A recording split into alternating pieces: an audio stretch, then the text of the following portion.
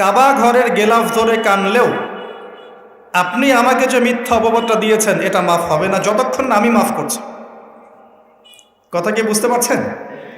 মনে করেন আপনি আমাকে মিথ্যা একটা অপবাদ দিয়েছেন এবং ধুয়ে রেখে দিয়েছেন একদম মিথ্যা অপবাদ দিয়ে। যতক্ষণ আমি আপনাকে মাফ না করছি, কাবা ঘরে গিয়ে গেলাফ ধরে কান্নাকাটি করলেও এই পাপ মাফ হবে না ইনশাআল্লাহ। এই অবস্থায় মৌত হলে কি হবে? পরকালে দেখবেন আমি দাঁড়িয়ে আছি আপনার জন্য। আপনার হিসেব হচ্ছে, হিসেব শেষ। আপনি সালাত, সওম, হজ জাকাতে নেকি নিয়ে উঠেছেন, কিন্তু দেখছেন আমি দাঁড়িয়ে আছি, আমার মতো আরও 10 জন দাঁড়িয়ে আছে। ওই 10 জনকে আপনি গালি দিয়েছিলেন, অপবাদ দিয়েছিলেন, তাদের গীবত করেছিলেন, তাদের সম্পদ বা সম্মানের হানি করেছিলেন। এখন কিয়ামতের মাঠে আপনার নেকি দিয়ে এই ঋণ শোধ করতে হবে, অন্য কোনো অপশন নাই। আর যদি নেকি শেষ হয়ে যায় তখন কি হবে? তখন আমার আমলনামা থেকে কিছু গুনাহ আপনাকে নিতে হবে। আল্লাহ পাক ন্যায় বিচারক। আল্লাহ পাক শুধু গফুর রহিম নন, আল্লাহ পাক শুধু পরম করুণাময় অসীম দয়ালুই নন, বরং তিনি হচ্ছেন ন্যায় বিচারক। ন্যায় বিচারক। একজন ধর্ষক যদি বলে যে আল্লাহ পাক তো গফুর রহিম, আল্লাহ আমাকে মাফ করে দিতে পারেন, তাহলে যাকে ধর্ষণ করলো সে তার উপর জুলুম হবে না? আল্লাহ পাক যদি ধর্ষককে মাফ করে দেন, তাহলে যাকে ধর্ষণ করা হয়েছে ওর প্রতি জুলুম হবে না? কথা বুঝতে পারছেন না? মনে করেন আপনি নাউজুবিল্লাহ কারো সম্পদ আত্মসাৎ করেছেন, এখন আল্লাহ যদি আপনাকে মাফ করে দেন, তাহলে এই যে যার সম্পদ আপনি আত্মসাৎ করেছেন এর উপরে জুলুম করা হচ্ছে না? আল্লাহ পাক কি জুলুম করবেন? এক জাররা পরিমাণ করবেন না। কিয়ামতের মাঠে নেকি দিয়ে তার এই ঋণ শোধ করতে হবে, অথবা তার গোনা আপনার কাঁধে নিয়ে জাহান্নামের পথে যেতেও হতে পারে। আল্লাহ পাক হেফাজত করুন। কাউকে অপবাদ দিয়েছি, কারো সম্মানহানি করেছি, কাউকে মিথ্যা অপবাদ দিয়েছি, কারো প্রতি হিংসা করেছি, বিদ্বেষ রেখেছি, কারো সম্পদ আত্মসাৎ করেছি, কারো জিনিস চুরি করেছি, ছিনতাই করেছি বা ডাকাতি করেছি, বা কারো সম্পদ আত্মসাৎ করে নিজের পেটে ভরেছি, প্রতিবেশীর জমি মেরে দিয়েছি, ওই 2 প্রতিবেশী চাষের জমি জোর করে জবরদখল করেছি। এক কথায় মানুষের সম্মান, জান মালের সাথে জড়িত যে পাপ, এই পাপ আল্লাহর কাছে মাফ হবে না। তাকওয়া কি জিনিস? আল্লাহ ভীতি। নবী সাল্লাল্লাহু আলাইহি ওয়াসাল্লাম বলছেন, আত-তাকওয়া হাহুনা।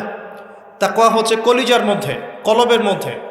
আমার দাড়ি, টুপি, জুব্বা, পাগড়ি থাকতে পারে, কিন্তু আমার কলবে কতটুকু তাকওয়া আছে এটা আল্লাহ ছাড়া কেউ জানে না। তাকওয়া সম্পূর্ণ আল্লাহ জানেন একজন ব্যক্তির মধ্যে কতটুকু তাকওয়া আছে। অনেক সময় বাহ্যিক চোখে মনে হতে পারে এই ভাইটা ইসলামিক পোশাক পরে নাই, দাড়ি আমার চেয়ে একটু ছোট, চলাফেরা কেমন জানি, সুন্নতি পোশাক নাই, ওঠা বসা চলাফেরা কেমন মনে হচ্ছে। কিন্তু কে জানে যে তার মনের মধ্যে এমন তাকওয়া থাকতে পারে যার কারণে সে আমার চেয়ে বেশি সম্মানিত হতে পারে না? আবার অনেক সময় মনে হতে পারে যে আমি এইসব চেয়ারে বসে আছি, বড় বড় ওয়াজ করছি, নসিহত করছি, অনেক বড় বড় কথা বলছি, কোরআন এবং সুন্নাহর সামাজিক কথা বলছি, পলিটিক্যাল কথা বলছি, কোরআন সুন্নাহ থেকে কথা বলছি, দেখে মনে হচ্ছে আমার পুরো দেহটা তাকওয়ায় ভরপুর। এমন হতেও পারে যে আমার চেয়ে আপনার তাকওয়া বেশি আছে। কে জানে এটা? শুধু আল্লাহ জানেন। এবং এই তাকওয়াই হচ্ছে আল্লাহর কাছে সম্মান পাওয়ার একমাত্র মানদণ্ড। তাই এখানে একটা নসিহত হচ্ছে, আল্লাহর কাছে নিরপরাধ থাকার চেষ্টা করেন, মানুষের কাছে না। আল্লাহর কাছে ফেয়ার থাকেন, আল্লাহর কাছে আপনি নিষ্পাপ থাকার চেষ্টা করেন, মানুষের কাছে না। আল্লাহর কাছে ভালো হন, দেখবেন আল্লাহ রাব্বুল আলামিন মানুষের মনের মধ্যে আপনার জন্য ভালোবাসা সৃষ্টি করে দিবে ইনশাআল্লাহ। মানুষের কাছে নয়, লোক দেখানো বিষয় নয়। লোক দেখানো বিষয়টাকে রিয়া বলা হয়, এটা একটা গোপন শিরক। তাকওয়াই একমাত্র মানদণ্ড যা আল্লাহর কাছে সম্মানের মানদণ্ড হিসেবে গৃহীত। বংশ, ভাষা, দেশ বা জাতি বা বর্ণ, রক্ত, এগুলো তাকওয়ার মানদণ্ড নয়, এগুলো আল্লাহর কাছে সম্মানের মানদণ্ড নয়। এটা আগে ভালো করে আমাদেরকে বুঝতে হবে। আর সেই ব্যক্তি মুত্তাকি নিঃসন্দেহে, যে আল্লাহকে ভয় করে, আল্লাহর আদেশগুলোকে মেনে চলে, আল্লাহর নিষেধগুলোকে বর্জন করে, নবী সাল্লাল্লাহু আলাইহি ওয়াসাল্লামের তরিকা মতো চলে, কোরআন এবং সুন্নাহর আলোকে জীবন গড়ে, ইনশাআল্লাহ আমরা বলতে পারি এই ব্যক্তি মুত্তাকি। তারপরেও এই ব্যক্তি চূড়ান্তভাবে জান্নাতে যাবে কি যাবে না, এই কথা আল্লাহ ছাড়া কেউ বলতে পারেন? পারেন। আসেন, উমর রাদিয়াল্লাহু আনহু একজন সাহাবীকে বলছেন, আপনি কি আমাকে বলতে পারেন তাকওয়া কাকে বলে? উমর রাদিয়াল্লাহু আনহুকে বলা হচ্ছে, হে আমিরুল মুমিনিন, আপনি কি কখনো কাটা বিছানো পথে হেঁটেছেন? উমর রাদিয়াল্লাহু আনহু বলছেন, হ্যাঁ হেঁটেছে। কিভাবে হেঁটেছেন? আমরা সতর্কতার সাথে পা ফেলেছি। ওই সাহাবী বলছেন, এটাই হচ্ছে তাকওয়ার উদাহরণ। জীবনে চলার পথে আপনার সামনে শিরিকের টোপ থাকতে পারে, বেদায়াতের টোপ থাকতে পারে, হারাম রিজিকের টোপ থাকতে পারে, জেনার টোপ থাকতে পারে, সুদের টোপ থাকতে পারে, অনেক রকম টোপ কাটা আপনার পথে থাকতে পারে। কিন্তু আপনি এগুলো বেছে বেছে চলছেন, বেছে বেছে পা ফেলছেন এবং জান্নাত আপনার গন্তব্যের দিকে এগিয়ে যাচ্ছেন। এটার নাম হচ্ছে তাকওয়া। আপনি আমি খুব ভালো করেই জানি যে আমরা আমাদের জীবনে কি কি বড় পাপ করেছি, আমাদের বিবেক জানিয়ে দিবে না? আমরা কিন্তু ভালো করেই জানি যে আমরা আমাদের জীবনে কি কি বড় পাপ করেছি। কত বছর নামাজ পড়িনি, কত বছর রোজা রাখি নাই, কত বছর যাকাত দেই নাই, কার কার ক্ষতি করেছি, কার কার উপর জুলুম করেছি, কয়বার জেনা করেছি, কয়টা মেয়ের সাথে সম্পর্ক করেছি, কতদিন বেপর্দায় চলেছি, বয়ফ্রেন্ডের সাথে কোথায় কোথায় ঘুরেছি, বয়ফ্রেন্ডের সাথে কি কি করেছি। এখন তো গার্লফ্রেন্ডও কি কি করে, তাই না ভাই? সুবহানাল্লাহ। আর কিসের জন্য অপেক্ষা করছেন? কিয়ামতের জন্য। আর কোন নিদর্শনের জন্য অপেক্ষা করছেন? তবে এর পরে একটা সময় আসবে যখন মানুষ ছেলে ছেলে আর মেয়ে মেয়ে বিয়ে করবে। এই ধাপটা পার করে আরেকটা ধাপে যাবে, সেটা হচ্ছে মানুষ জন্তু জানোয়ারের সাথে জেনা করবে। বিশ্বাস করলেন না? অপেক্ষা করতে থাকেন। যখন এটাও দেখবেন তখন আমার কথা মনে করে, ভাই কথাটা বলছিল আগেই, মানুষ জন্তু জানোয়ারের সাথেও জেনা করবে। ছেলে ছেলেকে বিয়ে করছে না, মেয়ে মেয়েকে বিয়ে করছে না, এবং এটাকে প্রমোট করা হচ্ছে এমনভাবে যে এটা একটা ভালো জিনিস, এটা একটা ব্যক্তি স্বাধীনতা, মানুষ চাইলে করতেই পারে। কয়দিন পরে দেখবেন মানুষ জন্তু জানোয়ারের সাথেও জেনা করে। বাচ্চাদেরকে মানুষ ধর্ষণ করছে না? এক সময় ছিল কি এই জিনিসটা, বাচ্চাদেরকে কেউ ধর্ষণ করতো? আজকে থেকে 100 বছর আগে ছিল? চিন্তা করে দেখেন, ছিল না। কিন্তু এখন স্বাভাবিক হয়ে যাচ্ছে না? অনেক দেখবেন বাচ্চা এখন ধর্ষিত হচ্ছে। আর যেহেতু এগুলোর বিচার হয় না সুষ্ঠু, ধর্ষক পার পেয়ে যায়। এগুলো কিন্তু এমনি এমনি হয়নি, আস্তে আস্তে এই সময়গুলো আসবে। যাই হোক, আমরা আমাদের ঈমান আমল হেফাজত করি, আমাদের পরিবারটাকে হেফাজত করি। আল্লাহ পাক তৌফিক দান করুন। তো যেটা বলছিলাম, আমরা কিন্তু জানি খুব ভালো করি যে আমরা কি কি পাপ করেছি। এই পাপগুলোকে আগে একটু খাতার মধ্যে লিস্ট করতে হবে। পারবেন? নিজের বড় বড় পাপগুলোকে খাতায় লিস্ট করতে পারবেন? পারা যাবে ইনশাআল্লাহ। ছোটোখাটো পাপের কথা বাদ দেন।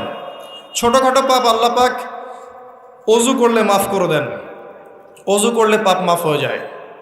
নামাজের জন্য হেঁটে যাচ্ছেন, পাপ মাফ হয়ে যায়। আপনি এই যে আপনার পায়ের মধ্যে একটা কাটা ফুটেছে, পাপ মাফ হয়ে গেছে। আপনি জ্বর আসছে, আপনার গোনা মাফ হয়ে যাচ্ছে। আপনি মুসাফা করছেন আমার সাথে, আপনার গোনা ঝরে যাচ্ছে, আমার গোনাও ঝরে যাচ্ছে। ছোটোখাটো পাপ মাফের অসংখ্য পদ্ধতি আছে, আল্লাহ পাক দিয়ে দিয়েছেন আমাদেরকে। কিন্তু কবিরা গুনাহ, বড় বড় কবিরা গুনাহ খাঁটি তওবা করা ছাড়া মাফ হবে না। আমি কি বুঝাতে পারছি? কবিরা গুনাহ খাঁটি তওবা না করলে মাফ হবে না। এই রমাজানে আমাদের কবিরা গুনার লিস্ট আমাদেরকে করতে হবে, নিজের আমলনামার লিস্ট নিজেকে করতে হবে।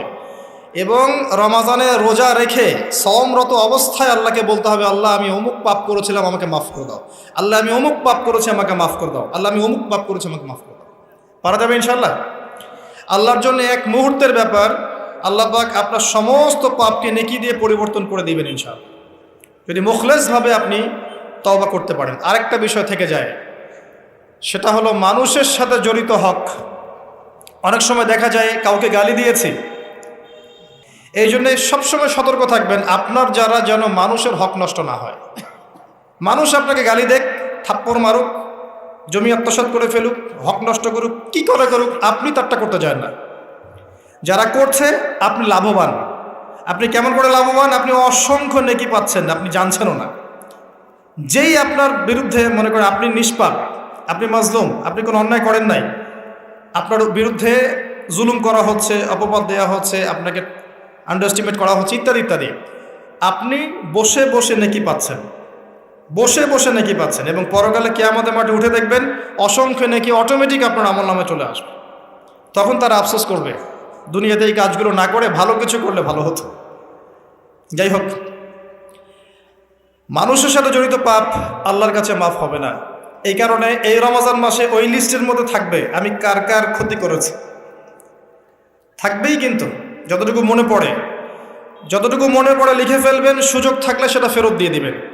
যদি সুযোগ না থাকে ক্ষমা চেয়ে নেবেন, যদি সেই সুযোগও না থাকে তার পরিবারের কাছে ক্ষমা চেয়ে নেবেন, যদি সেই সুযোগও না থাকে তার পক্ষ থেকে সদকা করে দিয়ে পারা যাবে ইনশাল্লাহ। সেই সুযোগও নাই, তাহলে হাতটা তুলে তার জন্য দোয়া করবেন, আল্লাহ আমি আমার অমুক ভাইকে মিথ্যা অপবাদ দিয়েছিলাম, আল্লাহ তুমি তাকে মাফ করে দিও। আশা করা যায় আপনার গুনাহ আল্লাহ মাফ করে দিবেন ইনশাআল্লাহ। আসুন, রমজানের প্রথম কাজ এইটা, গুনার লিস্ট করা। একটু ধৈর্য ধরে বসেন, আমি অনেক ক্লান্ত, অনেক লম্বা সফর করে আসছি, এই জন্য আস্তে আস্তে কথা বলছি আর কি। তবে ইনশাআল্লাহ আজকে আমরা রমজানটাকে কিভাবে কাটাবো এবং কোরআনময় করে কিভাবে কাটাবো কিছু উপকারী কথা আপনাকে বলবো ইনশাআল্লাহ তাআলা। আল্লাহ পাক আমাদেরকে আমল করার তৌফিক দান করুন। প্রথম কাজ পাপের লিস্ট করা, তারপরের কাজ হচ্ছে তওবা করা। রমজানে আমরা তওবা করব যে আল্লাহ পাক আমি দুনিয়াতে যত পাপ করেছি, জানা অজানা, ছোট বড়, প্রকাশ্য গোপন, যত পাপ করেছি, যা আমি জানি যা আমি জানি না, যা তুমি আমার চেয়ে ভালো জানো, আল্লাহ মাফ করে দাও। পারা যাবে ইনশাআল্লাহ? খালি বলতে হবে আস্তাগফিরুল্লাহাল্লাযী লা ইলাহা ইল্লা হুয়াল হাইয়ুল কাইয়্যুম ওয়া আতুবু ইলাইহি, এটা পড়বেন। অথবা আল্লাহুম্মা আনতা রাব্বী লা ইলাহা ইল্লা আনতা খালাকতানি আনা আবদুক ওয়া আনা আলা আহদিক ওয়া ওয়া'দিকা মাস্তাতা'ত আউযু বিকা মিন শাররি মা সানা'ত আবুউ লাক বিনি'মাতিকা আলাইয়া ওয়া আবুউ বিযানবি ফাগফিরলি ফাইন্নাহু লা ইয়াগফিরু যুনুবা ইল্লা আনতা। পারা যাবে ইনশাআল্লাহ? হিসনুল মুসলিম, গুগল প্লে স্টোরে যান, একটা অ্যাপস আছে হিসনুল মুসলিম, একটা বই আছে, এটা কিনেন, সমস্ত দোয়া এখানে দেয়া আছে, দেখবেন আর পড়বেন, পকেটের মধ্যে রাখবেন, দেখবেন, পড়বেন। পড়া যাবে ইনশাআল্লাহ? ইনশাআল্লাহ। এরপরে তওবার পরে কি? তওবার পরে রমজান মাসের বাজার আগে করব। এখন শাবান মাস চলছে, হাতে যতটুকু টাকা পয়সা আছে বা জমানো কিছু টাকা তো আছে, এখান থেকে আপনি রমজান মাসের বাজার করবেন। রমজান মাসে আপনি বেশি বেশি বাজারে যাবেন না, ওই মাসে যেটা আর্ন করবেন সেটা জমিয়ে রাখবেন, সমস্যা নাই। সম্ভব হলে ঈদের যে কাপড় চোপড় লাগে, আপনার স্ত্রীর জন্য এক সেট, আপনার বাচ্চার জন্য এক সেট, আপনার এক সেট, নতুন কাপড় পরা সুন্নত, এবং আমরা সবাই নতুন কাপড় পরার চেষ্টা করবো ইনশাআল্লাহ। যাদের নতুন কাপড় নাই তাদেরকে কাপড় দেওয়ার চেষ্টা করবো ইনশাআল্লাহ। এটাও কিনে রাখতে পারেন আগে ভাগেই। রমজান মাসে আপনি বাজারে সময় দিবেন না, দুনিয়ার কাজে বেশি ব্যস্ত হবেন, এটা একটা টার্গেট। এরপর আপনি রমজান মাসে একটা প্রজেক্ট হাতে নেবেন যে আমার মতো বহু মুসলিম সমাজে আছে যাদের পুরো মাস চলার মতো টাকা পয়সা নাই, আছে না? সামাজিকভাবে হোক, মাদ্রাসার উদ্যোগে হোক, বা রাষ্ট্রীয়ভাবে হোক, যেভাবে হোক, এই গরিব মানুষদের লিস্ট করে বাসায় বাসায় অন্তত এক মাসের বাজার খরচ পৌঁছে দেওয়ার চেষ্টা করতে হবে। পারবেন? পারবেন না? এক মাসের বাজার কত টাকা লাগে? 2000, 3000, নিত্য প্রয়োজনীয় কথা বলছি, সব তো দিতে পারবেন না। 2-3 হাজার, 4000, এর মধ্যে সে চাল পাবে, ডাল পাবে, ছোলা বুট পাবে, তেল পাবে। বাই দ্য ওয়ে, তেলের দাম যে এখন কত আমি তো জানি না, আমি অবশ্য বাজারে যাই না, আমি জানি না দাম কত। তবে একটা ফেসবুক স্ক্রল করতে গিয়ে একটা ভিডিও আসলো, দেখলাম, যে দেখে খুব হাসি বের হলো আর কি, যে বাড়ির গিন্নি সে কড়াই ধরে আছে, আর বাড়ির কর্তা ওই তেলের বোতলটাকে তালা দিয়ে লক করে রেখেছে আর কি। তো গিন্নি এসে বলছে আজকে রান্না করবো, তেল দাও। সে উঠে লক খুলে যে কৌটাটা আছে, যে কৌটার মুখটাতে এক কর্ক তেল ঢেলে এই আপনার কড়াইতে দিল, যে এটা দিয়ে আজকে চালাও। তো আল্লাহ পাক আমাদের এক শ্রেণীর অসৎ ব্যবসায়ীদেরকে হেদায়েত করুক, যারা কৃত্রিম সংকট তৈরি করে জিনিসপত্রের দাম বাড়ায়। আল্লাহ পাক এদেরকে হেদায়েত করুক। কঠিন শাস্তির আওতায় আনা উচিত। যদি এটা ওমর রাদিয়াল্লাহু আনহুর শাসন হতো, দেখতেন শাস্তি কাকে বলে, প্রকাশ্যে শাস্তি দিত তারা। যদি এটা ওমর রাদিয়াল্লাহু আনহুর যুগ হতো, তাহলে দেখতেন শাস্তি কাকে বলে। ওমর ইবনুল খাত্তাব রাদিয়াল্লাহু আনহুর একজন ছেলে একটা অন্যায় করেছিল, সম্ভবত তিনি মদ পান করেছিলেন, সম্ভবত। কাজী দোররা দিচ্ছে 80 বেত্রাঘাত, দৌড়া আস্তে আস্তে দিয়েছে, আমিরুল মুমিনের ছেলে, জোরে মারা যাবে না। ওমর রাদিয়াল্লাহু আনহু নিজে উঠে গিয়ে সেই দৌড়া হাতে এনে নিজে পিটানো শুরু করলেন। দৌড়া মারা শেষ হওয়ার আগেই ছেলে ডেড, স্পট ডেড। কথা কি বুঝতে পারছেন? এবার ছেলেকে দাফন করলেন। দাফন করে বাকি দৌড়া যে কয়টা বাকি ছিল, এই বাকি দৌড়াগুলো তার কবরের উপরে মারছে। মারার পরে আল্লাহকে বলছে, আল্লাহ আমাকে মাফ করে দিও, হয়তো আমি ন্যায় বিচার করতে পারলাম না। আমি কি বুঝাতে পারছি ভাই? এটা তার শাসন। এরকম শাসন আবার আসবে ইনশাআল্লাহ। মনে করবেন না যে আসবে না। যা দেখছেন সব কিছু থাকবে না, এগুলোর কিছুই থাকবে না। যেটা বলছি, বাজার করে ফেলেন এবং প্রজেক্ট নেবেন। যারা দরিদ্র দুস্থ, এদের পরিবারে আমরা পার পরিবার একটা করে প্যাকেজ পাঠিয়ে দেব, যেখানে নিত্য প্রয়োজনীয় দ্রব্য থাকবে। তারাও যেন রমজান মাসে খেয়ে পরে বাঁচতে পারে। পারা যাবে ইনশাআল্লাহ? চেষ্টা করেন, আল্লাহ পাক আপনার রিজিকে বরকত দিবে ইনশাআল্লাহ। একটা হাদিসে আছে যে বান্দা যতক্ষণ অন্য ভাইয়ের সাহায্যে থাকে, আল্লাহ ততক্ষণ ওই বান্দার সাহায্যে থাকে। আর একজন মুসলিম ভাইয়ের প্রয়োজন পূরণ করতে যাওয়া, খালি হেঁটে হেঁটে যাওয়া, এটা মসজিদে নববীতে বসে 12 বছর ইতিকাফ করার চেয়ে বেশি নেকির কাজ। এগুলো আমরা হয়তো বুঝি না, মনে করি তার সাথে যাব, আমার তো সময় নষ্ট হচ্ছে। আপনি 12 বছর ইতিকাফের নেকি পাচ্ছেন, তাও যে কোনো মসজিদে না, নববী মসজিদে। সুবহানাল্লাহ। রমজানে আর কি করবেন? কম খাবেন, সেহরি আর ইফতারে বেশি খাবেন না, এবং 2টা তরকারি দিয়ে যদি খাবার হয়ে যায়, 10টা তরকারি করার কোনো দরকার নেই। আপনিও দুনিয়ার কাছে বেশি ব্যস্ত হবেন না, বাড়ির মা বোনদেরকেও ব্যস্ত রাখবেন না, তাদেরকেও দিন শেখার সুযোগ দিবেন। রমজান মাসে তারা অল্প রান্না করবে, একবার রান্না করবে, 3 বেলা খেয়ে নেবেন গরম করে। তারা তালিম করবে, তারা কোরআন শেখার মসজিদে যাবে, তারা মহিলাদের মধ্যে দিন চর্চা করবে, তাদেরকেও দিনের সুযোগ করে দিতে হবে। পারা যাবে ইনশাআল্লাহ।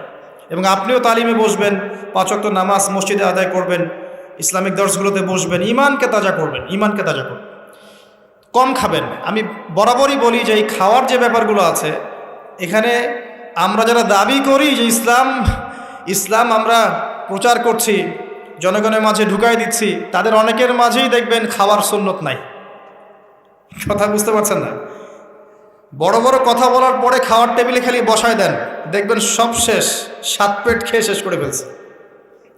খাওয়ার সুন্নত ওই কোরআনে আছে, হাদিসে আছে, প্র্যাকটিক্যালি নেই। নবীজি কি বলেছেন? খেতে হলে, যদি খেতেই হয়, তাহলে 1 ভাগ পেটের 1 ভাগ, আরেক ভাগ পানি, আরেক ভাগ ফাঁকা। কি চাচ্ছেন সব লেখা আছে। এটাই ইসলাম, যেখানে প্রতিটা বিষয়ের সমাধান আছে, খুঁটিনাটি সব কিছু আছে। আমরা অমুসলিম ভাই বোনদেরকে অনুরোধ করব, জীবনটাকে নিয়ে ভাবুন এবং কোরআন সুন্নাহকে একবার নিরপেক্ষভাবে পড়াশোনা করেন। এরপর যদি আপনার মনে হয় মন থেকে, হ্যাঁ, কোরআন এবং সুন্নাহয় সব কিছুর সমাধান আছে, নিঃসন্দেহে এটা এক আল্লাহর পক্ষ থেকে মনোনীত দিন, আর দেরি করবেন না, ইসলাম কবুল করে ফেলুন। আল্লাহ পাক তৌফিক দান। বলা যায় না তাদের দ্বারা আল্লাহ পাক আমাদের চেয়ে অনেক বেশি খেদমত নিতে পারেন। আল্লাহ পাক এটা বলেছেন, ওয়া ইন তাতাওয়াল্লাউ, হে মুসলিমরা, তোমরা যদি মুখ ফিরিয়ে নাও, আল্লাহর দায়িত্ব পালন না করো, আমানতের খেয়ানত করো, ইস্তাবদিল কওমান গায়রাকুম, আল্লাহ পাক অন্য কওমকে তোমাদের জায়গায় নিয়ে আসবেন, সুম্মা লা ইয়াকুনু আমসালাকুম, তারা তোমাদের মতো অপদার্থ হবে না। আসুন, রমজান একটু কম খাওয়ার অভ্যাস করেন, সেহরিতে কম, ইফতারেও কম। এমনভাবে খাবেন না যে মনে হচ্ছে এটা আপনার জীবনের শেষ খাওয়া, এইভাবে খাবেন। এবার সম রেখেছেন, সম রাখা অবস্থায় 5 ওয়াক্ত নামাজ জামাতে পড়তে হবে, প্রথম টার্গেট। পারা যাবে ইনশাআল্লাহ? 5 ওয়াক্ত নামাজ জামাতে পড়ব। সরকার বাধা দিবে? প্রশাসন বাধা দিবে? আপনার পরাশক্তির আপনাকে বোম মারবে? কিচ্ছু হবে না। আপনি আপনার দিন পালন করবেন। লাকুম দীনুকুম ওয়ালিয়া দিন, তোমাদের দিন তোমাদের, আমার দিন আমার। আপনি 5 ওয়াক্ত সালাত মসজিদে পড়ার চেষ্টা করবেন ইনশাআল্লাহ তাআলা। আর নামাজ পড়বেন রাসূল সাল্লাল্লাহু আলাইহি ওয়াসাল্লামের তরিকা মোতাবেক, তাড়াহুড়া করে 3G 4G নামাজ, রিল্যাক্সে নামাজ পড়বেন। ঠিক আছে ইনশাআল্লাহ? আসেন, রোজা রেখে আর কি করবেন? বেশি থেকে বেশি আল্লাহর জিকির করবেন। সুবহানাল্লাহ, আলহামদুলিল্লাহ, লা ইলাহা ইল্লাল্লাহ, আল্লাহু আকবার, সুবহানাল্লাহি ওয়া বিহামদিহি, সুবহানাল্লাহিল আযীম, লা ইলাহা ইল্লাল্লাহ ওয়াহদাহু লা শারীকা লাহ, লাহুল মুলকু ওয়া লাহুল হামদু ওয়া হুয়া আলা কুল্লি শাইইন কাদির, লা হাওলা ওয়া লা কুওয়াতা ইল্লা বিল্লাহ ইত্যাদি। যত জিকির আছে বেশি থেকে বেশি করবেন। মানুষের সাথে কথা কম বলবেন।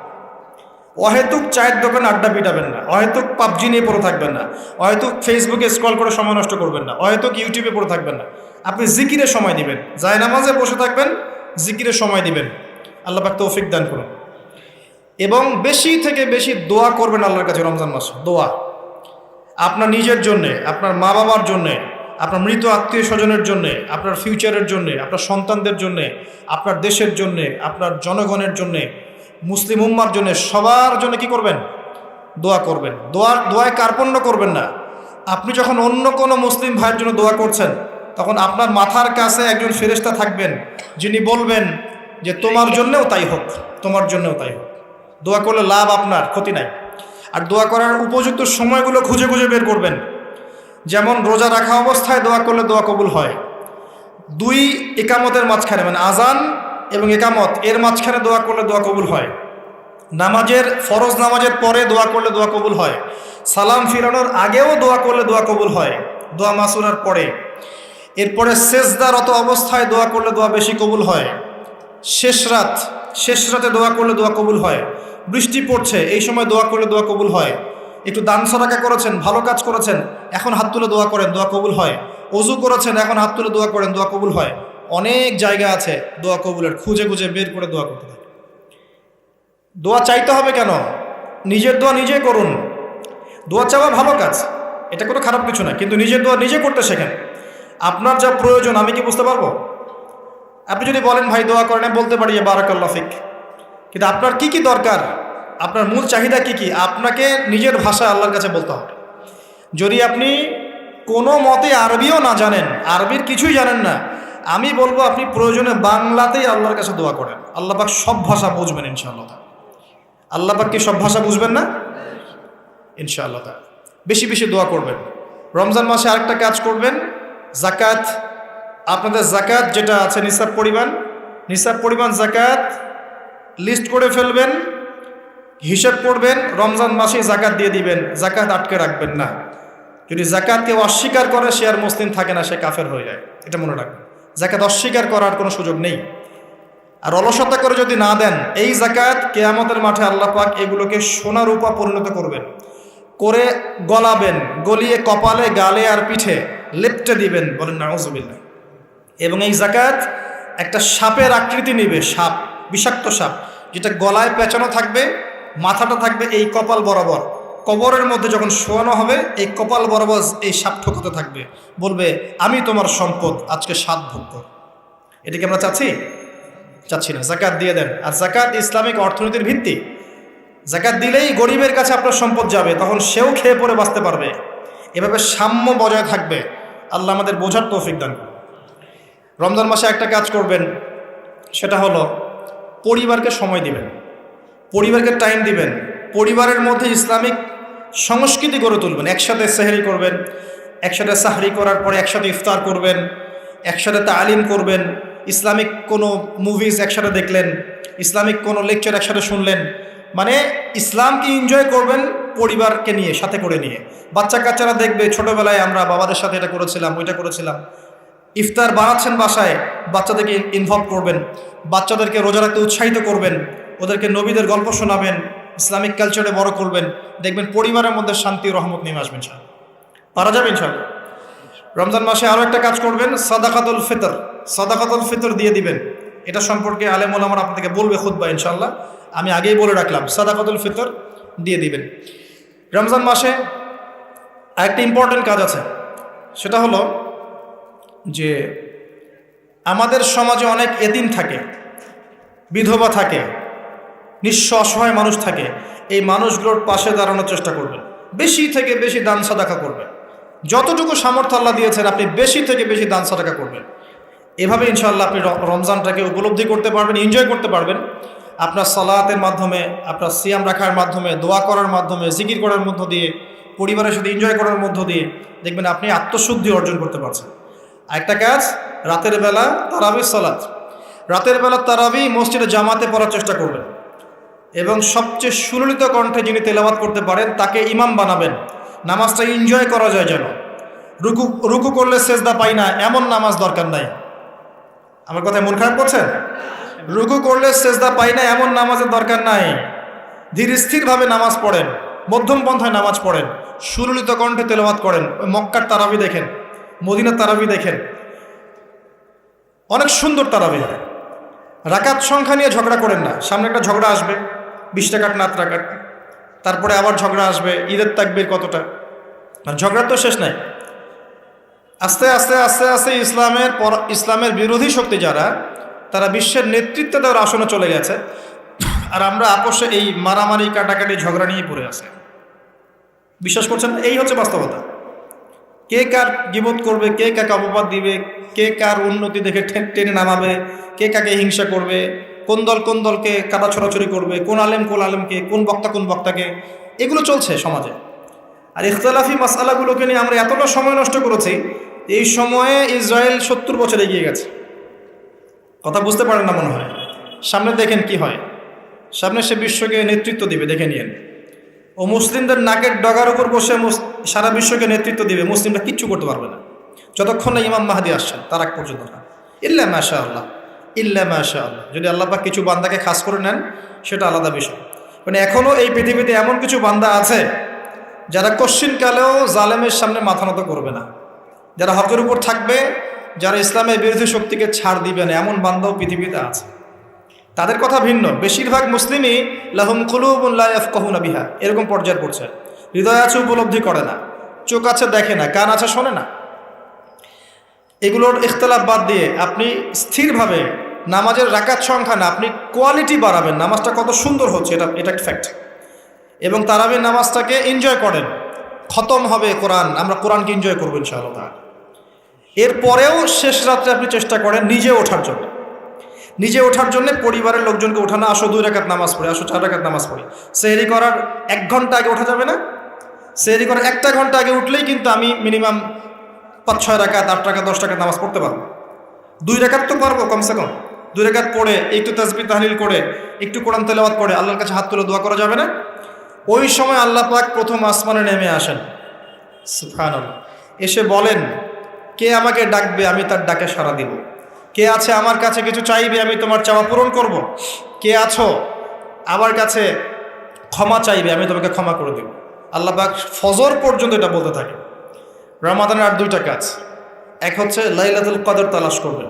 আর লাইলাতুল কদর তালাশ করতে হলে শেষ দশকটা ইতিকাফ করার চেষ্টা করুন। ইতিকাফ করতে পারলে আপনি লাইলাতুল কদর পেয়ে যাবেন ইনশাআল্লাহ। স্পেসিফিকলি বলা নাই 27শে রমজানই লাইলাতুল কদর হবে, স্পেসিফিকলি বলার সুযোগ নাই, মিস হতে পারে। নবীজি বলেছেন শেষ দশকের বেজর রাত 21, 23, 25, 27, 29 যে কোনো একটা রাত লাইলাতুল কদর হবে। এক রাত ইবাদত করবেন, সারা হাজার মাস ইবাদত করার নেকি পেয়ে যাবেন ইনশাআল্লাহ তাআলা। এই রাতে দোয়া করলে দোয়া কবুল হয়ে যায়।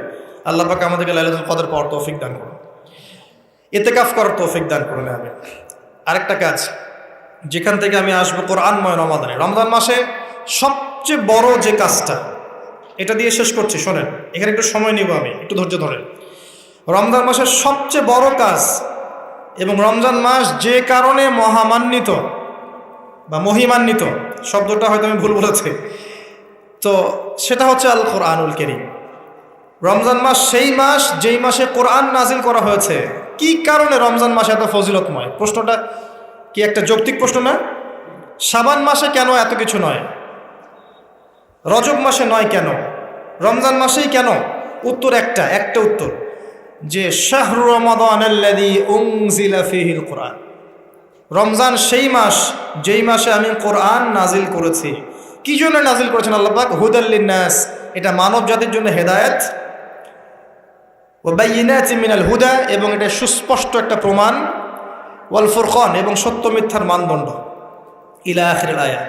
সূরা কদরে আল্লাহ বলছেন ইন্না আনজালনাহু ফি লাইলাতুল কদর, আমি লাইলাতুল কদরে কোরআন নাজিল করেছি। আর কদর কোন মাসে? শাবানে না রজবে না রমজানে? তাহলে রমজান মাসে কোরআন নাজিল হয়েছে, প্রমাণ হলো।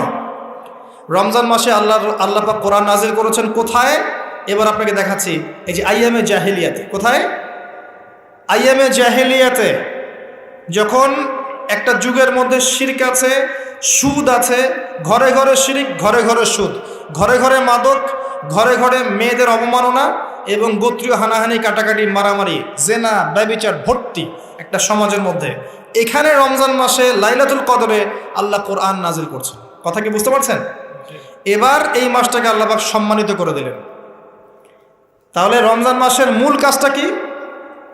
কোরআনকে সময় দেয়া। এই মাসের মূল বিষয়টা কি? আল কোরআন।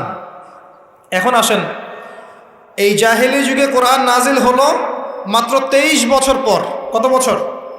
মাত্র 23 বছর কোরআন অনুযায়ী চলার পরে দেখা গেল ওই জাহেলি যুগের মধ্যে কোনো শিরক নাই, ওই জাহেলি যুগের মধ্যে কোনো সুদ নাই, ওই জাহেলি যুগের মধ্যে কোনো নারীর অবমাননা নাই, ওই জাহেলি যুগের মধ্যে কোনো রকমের মাদক নাই, এই জাহেলি যুগের মধ্যে, ওই জাহেলি যুগের কোনো গোত্রীয় হানাহানি নাই, সবাই ভাই ভাই হয়ে গেছে।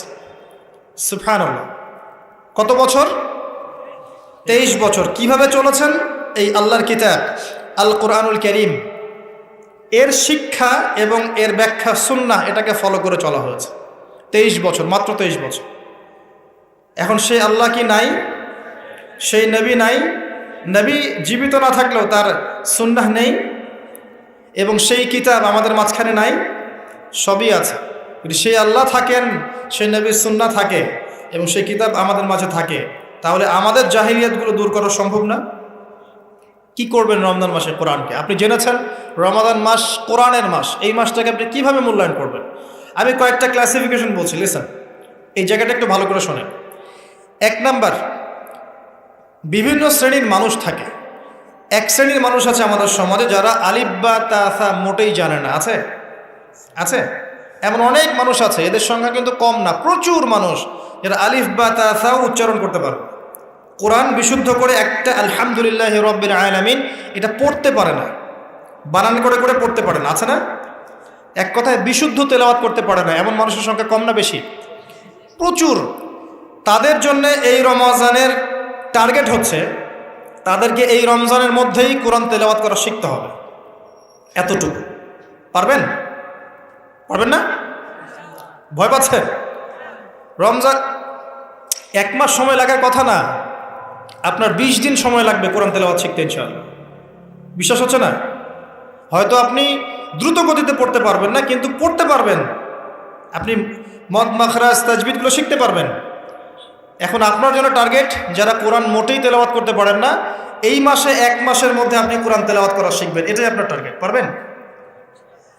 মনে রাখবেন, নবী সাল্লাল্লাহু আলাইহি ওয়াসাল্লাম বলেছেন ইকরাউল কোরআন, তোমরা কোরআন তেলাওয়াত করো। ফাইন্নাহু ইয়াতি ইয়াউমাল কিয়ামা শাফিআন লিআসহাবিহি, কোরআন কিয়ামতের দিন তার পাঠকারীর জন্য সুপারিশকারী হবে ইনশাআল্লাহ তাআলা। খায়রুকুম মান তাআল্লামাল কোরআন ওয়া আল্লামাহ, তোমাদের মধ্যে সেই ব্যক্তি শ্রেষ্ঠ বা উত্তম যে নিজে কোরআন শেখে, অন্যকে শেখায়। আরও হাদিস এসেছে, নবী সাল্লাল্লাহু আলাইহি ওয়াসাল্লাম বলেছেন আল্লাযী ইয়াকরাউল কোরআন ওয়া হুয়া মাহিরুম বিহ, যে ব্যক্তি কোরআন তেলাওয়াত করে এবং তার উপরও দক্ষ হয়, মা'আস সাফারাতিল কিরামিল বাররা, সেই ব্যক্তি সম্মানিত ফেরেশতাদের সাথে হাসর করবে ইনশাআল্লাহ। ওয়াল্লাযী ইয়াকরাউল কোরআন ওয়া ইয়াতাতা'তাউ ফিহি, আর যে ব্যক্তি কোরআন তেলাওয়াত করে কিন্তু করতে গিয়ে আটকে যায়, ওয়া হুয়া আলাইহি শাক, এটা তার জন্য কষ্টকর হয়, ফালাহু আজরান, তার জন্য ডাবল পুরস্কার আছে। একটা হাদিসে, তিরমিজির হাদিসে নবীজি বলেছেন যে মান করা হারফাম মিন কিতাবিল্লাহি ফালাহু হাসানা, যে ব্যক্তি একটা হরফ পড়বে আল্লাহর কিতাবের, আলিফ লাম মিম, লা আকুলু আলিফ লাম মিম হারফুন, নবীজি বলছেন আমি বলছি না যে আলিফ লাম মিম তিনটা মিলে একটা হরফ, বাল আলিফুন হরফ, লামুন হরফ, মিমুন হরফ, আলিফ একটা হরফ, লাম একটা হরফ, মিম একটা হরফ, প্রত্যেকটা হরফে তার 10টা করে নেকি হবে ইনশাআল্লাহ। আল হাসানাতু বিআশরি আমসালিহা, একটা নেকিকে 10 দিয়ে গুণ করা হবে। আর রমজান মাসে যে কোনো নেক আমল 70 গুণ বাড়িয়ে দেওয়া হয়। আল্লাহ চাইলে 700 গুণ বাড়াতে পারেন, আল্লাহ চাইলে অপরিসীম বাড়াতে পারেন। আল্লাহ পাক কবুল করুন। তিলাওয়াত করবেন, তিলাওয়াত শিখবেন। তো যাদের কোরআন তেলাওয়াত করার যোগ্যতা নেই, এই মাসে কি টার্গেট দিলাম ভাই? এই মাসে আপনি ন্যূনতম টার্গেট জাস্ট কোরআন তেলাওয়াত শিখবেন, পারবেন ইনশাআল্লাহ? অনেকের মধ্যে কনফিউশন আছে না, আমারটা হচ্ছে কি হচ্ছে না, আছে না, সঠিক হচ্ছে কি হচ্ছে না। আপনিও এই টার্গেটে থাকেন, আপনি এই মাসে কোরআন আবার তেলাওয়াত করা শিখবেন। কিভাবে শিখবেন? মাদ্রাসায় কোর্স করানো হবে, আপনি মাদ্রাসায় যাবেন। অনলাইনে যদি কোর্স করায় কেউ, অনলাইনে কোর্স করবেন, অথবা বাসায় একটা আরবি শিক্ষক নেবেন, অথবা মসজিদ ভিত্তিক এই মাসব্যাপী কোরআন শিক্ষার কার্যক্রম চালু করবেন। করা যাবে ইনশাআল্লাহ। এটা উচিত রাষ্ট্র থেকে চালু করে দেয়া মাসব্যাপী কোরআন শিক্ষার কার্যক্রম। এটা করতে পারলে সবচেয়ে ভালো হতো। এদেশ থেকে যত মহামারীর ভাইরাস সব চলে যেত। বিশ্বাস করেন না? কোরআনের বরকতে সব বিপদ আপদ কেটে যেতে পারে। সূরা বনী ইসরাঈল আল্লাহ পাক বলেছেন যে ওয়াইদা ক্বরা'তাল কোরআন, হে নবী আপনি যখন কোরআন তেলাওয়াত করবেন বা করেন, জাআলনা বাইনাকা ওয়া বাইনাল্লাযীনা লা ইউমিনুনা বিল আখিরাহ হিজাবাম মাসতুরা, যখন আপনি কোরআন তেলাওয়াত করেন তখন আপনার এবং ওই জগৎ, যেই জগৎটা আল্লাহ এবং পরকালে বিশ্বাস করে না, এদের মাঝখানে মানে ইমানদার এবং এর শত্রুদের মাঝখানে আমি আল্লাহ একটা অদৃশ্য পর্দা স্থাপন করে দিই। সুবহানাল্লাহ। ওই দিক থেকে কোনো ক্ষতি আপনাকে স্পর্শ করতে পারবে না। যাই হোক, এটা আপনাদের টার্গেট। 2 নাম্বার, দ্বিতীয় শ্রেণীর মানুষ যারা কোরআন মাশাআল্লাহ তেলাওয়াত করতে জানেন এবং আপনার কনফিডেন্স আছে। এখানে একটা কথা বলতে ভুলে গিয়েছিলাম যে আপনাকে শয়তান 3 ভাবে বিভ্রান্ত করতে পারে। একটা হচ্ছে শয়তান কিন্তু আপনাকে বোঝাতে পারে যে আপনি অনেক জানেন, আপনার জানার দরকার নাই। এটা শয়তান আপনাকে বোঝাতে পারে। 2 নম্বর বোঝাতে পারে যে আপনার দ্বারা হবে না, আপনি পারবেন না। আমার কথাটা মনে রাখেন। 3 নম্বর বোঝাতে পারে যে আমার অনেক সময় পড়ে আছে, পরে শিখে নেবে, এত তাড়াহুড়োর কি আছে। এই 3টা অস্ত্র শয়তানের বড় বড়। আরেকটা অস্ত্র আছে 4 নম্বর, সেটা হলো শিখতে গিয়ে দেখবেন শয়তান ওয়াসওয়াসা দিবে, এই টিচার ভালো না, ওস্তাদ ভালো না। এটা একটা ওয়াসওয়াসা। উস্তাদের হাতে নিজেকে ছেড়ে দিতে হবে, তারপরে সে বুঝবে আপনাকে কোন পথে নিয়ে যেতে হবে। নবী মূসা আলাইহিস সালাম যখন এসেছিলেন খিদর আলাইহিস সালামের কাছে, হাল আত্তাবিউকা আন তুআল্লিমানি মিম্মা উল্লিমতা রুশদা, তিনি এসে বলেছেন, হে খিদর আমি কি আপনার সাথে থাকতে পারি এই শর্তে যে আল্লাহ আপনাকে যে জ্ঞান শিখিয়েছেন আমাকে শেখাবেন? তখন খিদর আলাইহিস সালাম বলছেন, ইন্নাকা লান তাস্তাতিআ মা'ইয়া সাবরা, তুমি তো আমার সাথে ধৈর্য ধরতে পারবে না। ধৈর্য ধরে ওস্তাদের কাছে সুপর্দ করতে হয়, তারপরে জ্ঞান পাওয়া যাবে ইনশাআল্লাহ। এত অস্থির হলে হবে না। 2 নম্বর শ্রেণী যারা পড়তে পারেন তাদের জন্য নসিহত হচ্ছে, এই রমজান মাসে আপনার টার্গেট এই কিতাব আপনি একবার খতম করবেন, একবার অনলি। পারবেন? অনলি একবার। প্রত্যেক দিন আপনি 1 পারা করে পড়বেন, প্রত্যেক দিন 1 পারা, 30 দিন 30 পারা। সম্ভব? খুব কঠিন? পারা যাবে না? ইনশাআল্লাহ। আল্লাহ পাক তৌফিক দান করুন। আবারও বলছি, কোরআন তেলাওয়াত করলে আপনি প্রত্যেক হরফে 10 নেকি পাবেন। আপনি এই কোরআন আপনার পক্ষে সুপারিশ করবে, আপনি সম্মানিত ফেরেশতার সাথে হাসর করবেন। ইন্নাল্লাহা ইয়ারফাউ বিহাযাল কিতাবি আকওয়ামান ওয়া ইয়াদাউ বিহিল আখারিন। বহু সম্প্রদায়কে আল্লাহ পাক এই কোরআনের মাধ্যমে সম্মানিত করেন, অনেককে অপদস্থ করেন। হাফেজে কোরআনদেরকে বলা হবে, ইকরা ওয়ারতাক, তোমরা পড়ো, উঠতে থাকো। ফাইন্না মানজিলাতাক, তোমার আসন হবে, মঞ্জিল হবে, ইলা আখিরি আয়াতিন তাকরাউহা, তুমি যেখানে তেলাওয়াত করা থামবে সেখানে জান্নাতে ওই উচ্চ আসনে তোমাকে বসানো হবে। কেউ যদি 500টা আয়াত পড়ে 500 তলা বাড়ি দেওয়া হবে জান্নাতে। কেউ যদি 1000 আয়াত পড়তে পারে 1000 তলা বাড়ি দেওয়া হবে জান্নাতে ইনশাআল্লাহ তাআলা। জি, শেষ করছি আমরা একটু। আর কিছু নেকি আছে, যেমন আপনি যদি সূরা বাকারা পড়েন আপনার ঘরের মধ্যে শয়তান আসবে না ইনশাআল্লাহ, আপনার জীবনে বরকত হবে। আপনি আয়াতুল কুরসি পড়েন প্রত্যেক ফরজ নামাজের পরে, আপনার মৃত্যু ছাড়া জান্নাতে যাওয়ার কোনো বাধা নাই। সূরা মুলক পড়েন রাতের বেলা, এটা আপনাকে কবরের আযাব থেকে বাঁচাবে। সূরা কাহফ পড়েন প্রথম 10 আয়াত শেষ 10 আয়াত, ফিতনা থেকে বাঁচাবে ইনশাআল্লাহ। সূরা ইয়াসিন পড়েন, আপনার হাজত পূর্ণ হয়ে যেতে পারে ইনশাআল্লাহ তাআলা। আপনি সূরা বাকারার শেষের আয়াতগুলো পড়েন 3টা আয়াত, সারা রাত নফল নামাজের নেকি পাবেন। অনেক ফজিলত, এটা বলে শেষ করতে পারবো না, আমি গুটিয়ে নিচ্ছি। যারা কোরআন তেলাওয়াত করতে পারেন তাদের জন্য কোরআনময় রমাদান হচ্ছে, আপনারা কোরআন এক পারা করে পার ডে পড়বেন, একবার খতম দিবেন। পারা যাবে? আল্লাহ পাক তৌফিক দান করুন। 3 নম্বর, তারা যারা হাফেজে কোরআন তাদের টাস্ক হচ্ছে এই কোরআন রমাজান মাসে পুরোটা আবার হিফসের চর্চা করবেন। অনেক সময় ইয়াদদাশ কমে যায় না, অনেকে আবার ভুলে যায় না। হাফেজদের প্রতি নসিহত হচ্ছে এই মাসে আপনি পুরো কোরআনটাকে আবার রিগেইন করবেন, রিভাইজ করবেন, চর্চা করবেন, আবার আগের জায়গায় ফিরিয়ে নিয়ে আসবেন। পারবেন ইনশাআল্লাহ? আল্লাহ তৌফিক দান করবেন। এবং সম্ভব হলে তারাবির নামাজ পড়ান। যারা তারাবির নামাজ পড়ায় তারা সৌভাগ্যবান, তারা পুরো কোরআনটা হিফজ করার সুযোগটা পেয়ে যায়। আল্লাহ পাক তাদেরকে তৌফিক দান করুন। এখানে একটা কথা বলবো আমি 1 মিনিটে, যে ইমাম খতিব মুয়াজ্জিন যারা আছেন তাদের ভালো ভাতার ব্যবস্থা করবেন। তাদের পরিবারের ভরণ পোষণের জন্য ভালো অঙ্কের ভাতার ব্যবস্থা করবেন। সব কিছুর দাম বাড়বে, তাদের ভাতা বাড়বে না, এটা হতে পারে না। তাদের পক্ষে যদি কথা বলার কেউ না থাকে, আমি কথা বলছি তাদের জন্যে আপনি ভালো অঙ্কের ভাতার ব্যবস্থা করবেন। তাদেরকে যেন পরিবার নিয়ে টেনশন করতে না হয়। নামাজ পড়াবেন, তারাবি পড়াবেন, খুতবা দিবেন, দিনের প্রচার করবেন, আপনি তার পরিবারের দায়িত্ব নিয়ে নেবেন। পারবেন? এটা করতে না পারলে তো আল কোরআন আলো ঘরে ঘরে জ্বলবে না। কোরআনওয়ালা মানুষের যদি সমস্যায় থাকে, তাহলে কোরআনের কথা কে বলবে? কে নামাজ পড়াবে আর কে আপনাকে তারাবি পড়াবে? তারা অনেক মাজলুম এবং অসহায়, তারা মুখ ফুটে অনেক কথা বলতে পারে না, তাদের পক্ষে কথা বলার মানুষ খুব কম। তাদেরকে ভালো অঙ্কের অনারিয়ামের ব্যবস্থা করবেন, এটা করা উচিত আমাদের সবার।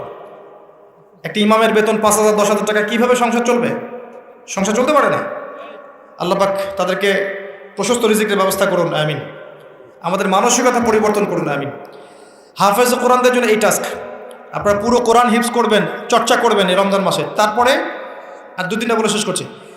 যারা কোরআন আমরা অর্থ জানি, টুকটাক অর্থ জানি, আমাদের কাজ হচ্ছে এই রমজান মাসে কোরআনের ব্যাকরণগুলোকে ঝালাই করা, আরবি ভাষাটাকে একটু ঝালাই করা, এবং বিশুদ্ধ তাফসিরকে নিয়ে পুরো কোরআন A to Z পুরো কোরআন 1 মাসের মধ্যে অর্থসহ পড়া। পারবো ইনশাল্লাহ?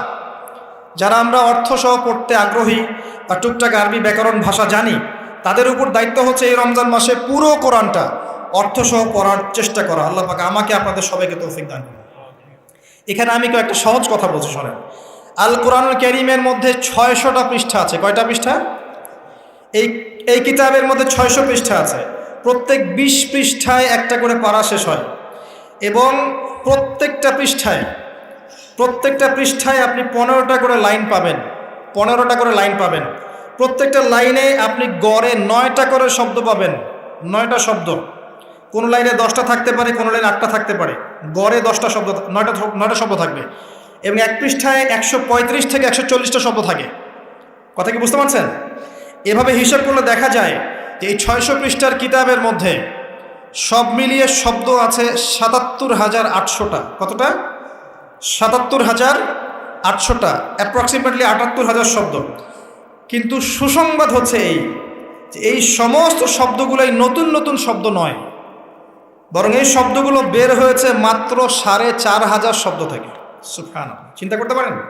মাত্র 4,500 শব্দ থেকে এই সমস্ত শব্দগুলো বের হয়েছে। এই শব্দগুলো আবার 3 ভাগে বিভক্ত। একগুলো হচ্ছে নাউন্স বা বিশেষ্য বা ইসম, একগুলো হচ্ছে ফেল বা ক্রিয়া, একগুলো আছে হরফ বা প্রিপোজিশন বা অব্যয়, এই টাইপের। এর মধ্যে মাত্র 200 থেকে 300টা মাজদার যদি আপনি জানেন, এবং একটা শব্দ থেকে অনেকগুলো শব্দ তৈরি করার এই ব্যাকরণের টেকনিকটা যদি শিখতে পারেন, আপনি ইনশাআল্লাহ তাআলা অল্প সময়ের মধ্যেই দেখবেন আল কোরআনের মিনিমাম অর্ধেক অর্থ আপনি বুঝতে পারছেন। এটা এত সহজ, আলহামদুলিল্লাহ। অনেকে বলবেন যে এটা তাকে শুনি নাই। নতুন নতুন মেথড আসছে না? FM মেথড, এই মেথড, সেই মেথড আসছে না? আরবি ভাষা নিয়েও চর্চা হয়, মেথড বের হয়। আরবি ভাষা নিয়ে, কোরআন নিয়েও অনেক গবেষণা চলছে, এবং নতুন নতুন অনেক কোর্স এবং বই লঞ্চ হচ্ছে। এগুলো ঘাটাঘাটি করেন, আপনি দেখবেন যে কোরআনটাকে আল্লাহ পাক সহজ করেছেন। আল্লাহ পাক এটাই বলেছেন, ওয়ালাকাদ ইয়াসসারনাল কোরআন লিযিকরি ফাহাল মিন মুদ্দাকির। কোরআনকে আমি বোঝার জন্য সহজ করেছি, কেউ কি আছো উপদেশ গ্রহণকারী? আপনি এই ব্যাকরণগুলো শেখেন। আমি একটা ওয়েবসাইটের নাম বলে দিচ্ছি, www.understandquran.com। দেখেন, এখানে সব ভিডিওসগুলো দেওয়া আছে। সময় নেই, খালি দেখেন। ইংরেজি ভাষায় দেওয়া আছে, উর্দু ভাষায় দেওয়া আছে। আপনি বুঝবেন, সহজ উর্দু, সহজ ইংরেজি, আপনি পারবেন ইনশাআল্লাহ তাআলা। একটু সময় দেন, 6টা মাস, 1টা বছর সময় দেন, আপনি ইনশাআল্লাহ আল কোরআনের মিনিমাম 60 থেকে 70% অর্থ করতে পারবেন ইনশাআল্লাহ তাআলা। বাকি যেগুলো পারবেন না, সেগুলো একটু কঠিন, সেগুলো আপনাকে আরও উচ্চ লেভেলের বই পড়তে হবে, আলেম ওলামার কাছে গিয়ে পড়ে থাকতে হবে, গ্রামার শিখতে হবে, ব্যাকরণগুলো শিখতে হবে। আস্তে আস্তে আস্তে আপনি পারবেন ইনশাআল্লাহ। শুধু সূরা ফাতিহাতে যে কয়টা শব্দ আছে, 19টা 20টার মতো শব্দ থাকতে পারে। এই শব্দগুলো কোরআনে ঘুরে ঘুরে এসেছে প্রায় 7,800 বার। কতবার? 7,800 বার। এই শব্দগুলো আলহামদু, লিল্লাহি, মালিক, আর রহমান আর রহিম, ইয়াকা না'বুদু নাস্তাইন, এই শব্দগুলো ঘুরে ঘুরে কোরআনে এসেছে প্রায় 7,800 বার। আপনি সূরা ফাতিহার অর্থ জানেন, অর্থ হচ্ছে আপনি কোরআনের 7,800টা অর্থ জানেন। মজা করে শেখেন, এনজয় করে শেখেন। দেখবেন অনেক কোর্স আছে, এগুলো ঘাটেন, আলেম ওলামার কাছে যান, কম্বাইন্ড করেন, চর্চা করেন, আপনি পারবেন ইনশাআল্লাহ। পারবেন এটা হতে পারেন, আপনি পারবেন, আপনার দ্বারাই হবে ইনশাআল্লাহ তাআলা। আল্লাহ পাক কবুল করুন। তাই যারা আমরা টুকটাক আরবি ব্যাকরণ শিখতে পারি বা জানি বা চর্চা করি, তাদের উচিত রমজান মাসে এটাকে চর্চা করা এবং শুরু থেকে শেষ পর্যন্ত অর্থটা পড়া। যেটা আপনার কাছে বিশুদ্ধ তাফসির মনে হয়, হোক মারিফুল কোরআন বা ইবনে কাসির বা জালালাইন, যেটা আপনার কাছে ভালো লাগে সেটা নেন বা একাধিক তাফসির নেন। প্রতিদিন এক পারা করে আপনি অর্থ পড়ার চেষ্টা করেন। ইনশাআল্লাহ এক মাসে একবার কোরআনের অর্থ পড়া যাবে ইনশাআল্লাহ তাআলা। আল্লাহ পাক আমাদের সবাইকে আল কোরআনের অর্থ বোঝার তৌফিক দান করুন, আমিন। এরপরে আমরা কোরআনের আদেশ এবং নিষেধগুলোকে রমজান মাসে মানব। সমস্ত কোরআনের আদেশ মানার চেষ্টা করব। নামাজ হোক, রোজা হোক, হজ জাকাত হোক, আপনার সত্য কথা বলা, পিতামাতার খিদমত করা, প্রতিবেশীর হক, সমস্ত সৎ বিষয়গুলো আমরা করার চেষ্টা করব ইনশাআল্লাহ তাআলা। একই সাথে কোরআনে যত নিষেধ করা আছে, যত হারাম নিষেধ করা আছে, শিরিক করো না, বেদাত করো না, হারাম খেও না, চুরি করো না, সুদ খেও না, জেনা করো না ইত্যাদি, এগুলো ছেড়ে দেবো ইনশাআল্লাহ। আল্লাহ পাক তৌফিক দান করুন। এবং সর্বশেষ কথা, এই রমজান মাসকে কোরআনময় করতে হলে কোরআনের দাওয়াত আমাদের সবার ঘরে ঘরে পৌঁছাতে হবে। কোরআনের দাওয়াত কিভাবে ঘরে ঘরে পৌঁছাবেন সেটার ফিকির আপনারা করেন। মসজিদ ভিত্তিকভাবে, মাদ্রাসা